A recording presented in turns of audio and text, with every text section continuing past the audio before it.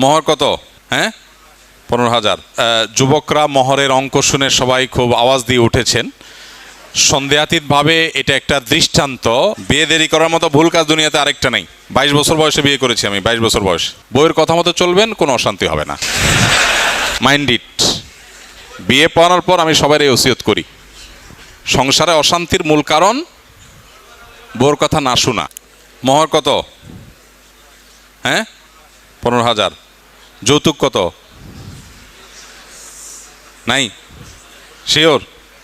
ঠিক আছে, মাশাআল্লাহ মাশাআল্লাহ। আমাদের যুবকরা মোহরের অঙ্ক শুনে সবাই খুব আওয়াজ দিয়ে উঠেছেন।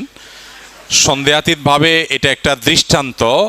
বিবাহকে কঠিন করে ফেলা হয়েছে। অনেক অভিভাবকরা বিবাহকে, মেয়ের গার্ডিয়ানরা বিবাহকে কঠিন করে ফেলেছেন। তারা মনে করেন মোহরের ফিগার অনেক বড় হলে বোধহয় বিবাহ অনেক শান্তিতে থাকে, দাম্পত্য জীবন অনেক শান্তিতে যায়, সুখে যায়। এটা ভুল ধারণা।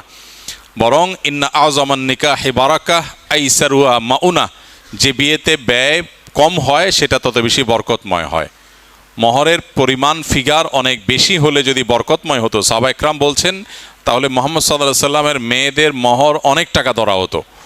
তাহলে বোঝা গেল মেয়ের বাবাদের জন্য এখানে বিরাট বড় শিক্ষার বিষয় আছে। মোহরের ফিগারকে কঠিন করে ফেলা যাতে করে ছেলেদের জন্য বিয়ে কঠিন হয়, এর মধ্যে কোনো কল্যাণ নিহিত নাই।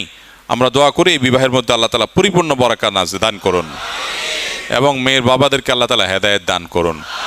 তারা যেন অল্প মোহরে ছেলেগুলোর এই যে এত জোরে জোরে আমিন বলছে, এদের মনের কষ্টটা তারা বোঝার চেষ্টা করেন। মাশাআল্লাহ মাশাআল্লাহ।